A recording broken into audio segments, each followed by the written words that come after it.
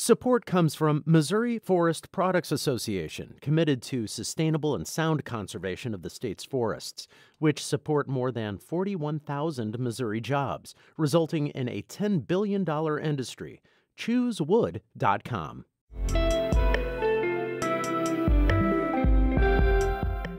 It's Friday, November 12th. This is The Gateway. I'm Jason Rosenbaum in for Wayne Pratt.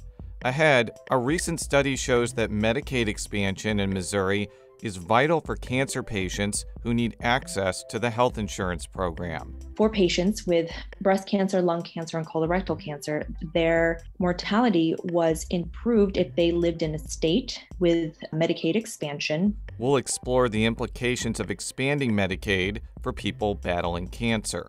First, the news. Federal regulators will consider next week whether to allow Spire to continue operating a natural gas pipeline in Missouri and Illinois this winter.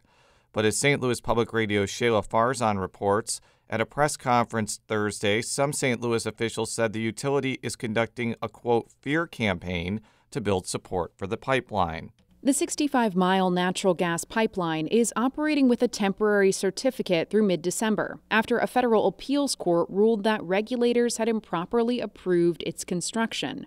Spire emailed customers last week, warning that up to 400,000 homes and businesses could lose gas service this winter if the certificate is not renewed.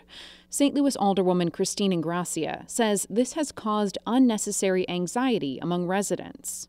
Communicating with residents and customers is one thing, but what they did completely overstepped the line. It was extremely reckless. A federal commission will meet next Thursday to review the case. I'm Shayla Farzan, St. Louis Public Radio. Missouri Secretary of State is trying to get the word out about a new candidate filing period for local elections.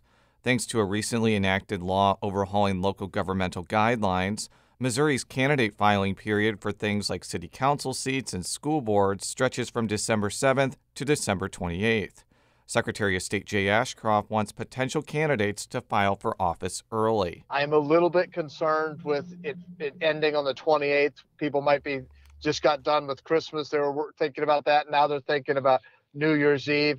And I don't want someone to miss the ability to file for office because the holidays got in the way.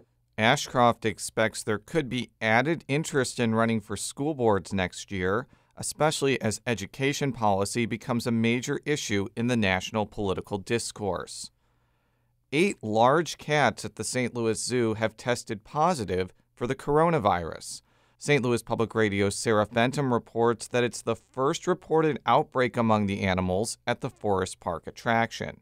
The animals that caught the virus are all expected to recover. Not all have symptoms, but zookeepers tested all of them after a few developed runny noses. Earlier this year, all the cats received the COVID-19 vaccine. Zoo Health Director Satya Chinaduri says if they had not been vaccinated, they would have been much sicker or could have died. He says the big cats seem to be particularly at risk of catching the coronavirus. The first cases seen in zoos were actually in tigers. And since then, tigers, snow leopards, lions, all have been reported. So the big cats seem to be more susceptible to the disease than other species. Chinaduri says the zoo's vaccinating hyenas, apes, and other mammals that have been known to catch the coronavirus in other zoos. I'm Sarah Fenton, St. Louis Public Radio. And the city of St. Louis released its latest draft of a redistricting map Thursday. As St. Louis Public Radio's Corinne Ruff reports, the Aldermanic Committee overseeing the process is asking the public to weigh in on the new map via virtual meetings Saturday and Monday. Aldermen on the Legislation Committee have been tweaking a map all week that redraws the city with 14 wards, down from the current 28. In the latest draft, wards north of Highway 64 have been shifted and compacted. The committee got a lot of requests from the public to keep existing neighborhoods intact. Now it says 80% of neighborhoods are in one ward, with the remainder in 2 wards. Some neighborhoods that are split include downtown and the South City Bevo neighborhood. The map still has 7 African-American majority population wards and 7 white majority population wards. Some groups are continuing to express concerns about a lack of transparency and public input in the process. I'm Corinne Ruff, St. Louis Public Radio.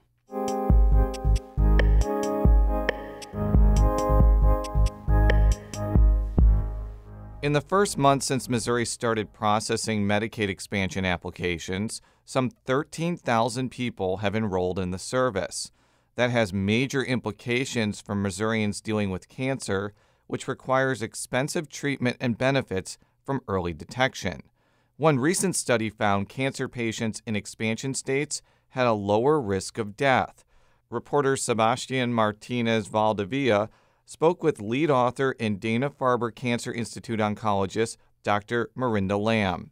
The thought was if Medicaid expansion could have a positive impact, it may be in cancers where we can actually potentially detect it. And, that in order for people to be detected with cancer, they have to have access to screening. And often, in order to have access to screening, patients need health insurance. We know that patients need more than just health insurance, but that is one important factor for a lot of patients when they seek healthcare. So, in our study, what we found was that for patients with breast cancer, lung cancer, and colorectal cancer, that their mortality was improved if they lived in a state with Medicaid expansion compared to patients with lung, colorectal, and breast cancer who lived in a state that did not have Medicaid expansion. We also tried to delve into understanding, potentially why this was occurring. And it seemed based on our data that this mortality benefit was due to earlier stage at diagnosis. And early diagnosis can be tied to a better prognosis overall, right? Exactly. So, the thought is that patients who are diagnosed at an earlier stage will do better. We know that patients with stage 1 cancer typically will do better than stage 2, 3, or 4. That's often how the staging criteria is come up with. We always want to try to catch people earlier in their stage of diagnosis if, they are to have cancer. So without Medicaid expansion, you have patients who might be uninsured or underinsured, like with Medicare Part A, for example, which only covers hospitalization. How does that impact their treatment?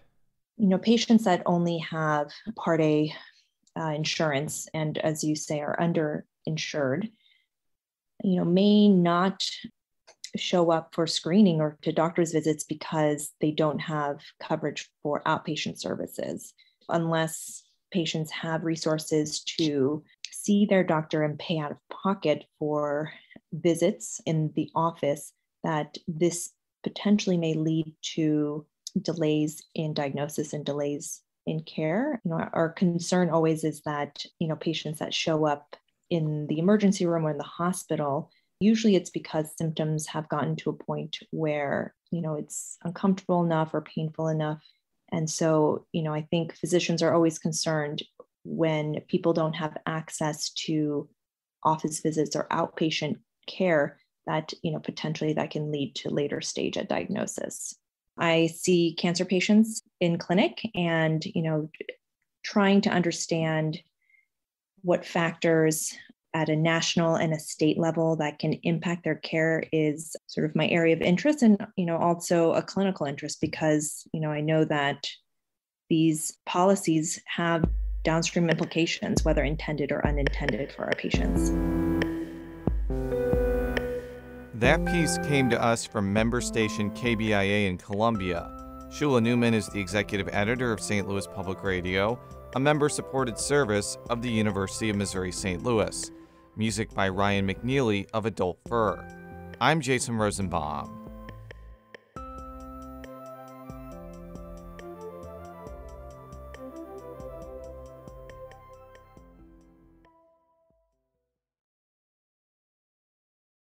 Support comes from the Missouri Forest Products Association, providing more than 41,000 jobs in the production of wood pallets, railroad ties, white oak barrels, hardwood floors, and more. Details at choosewood.com.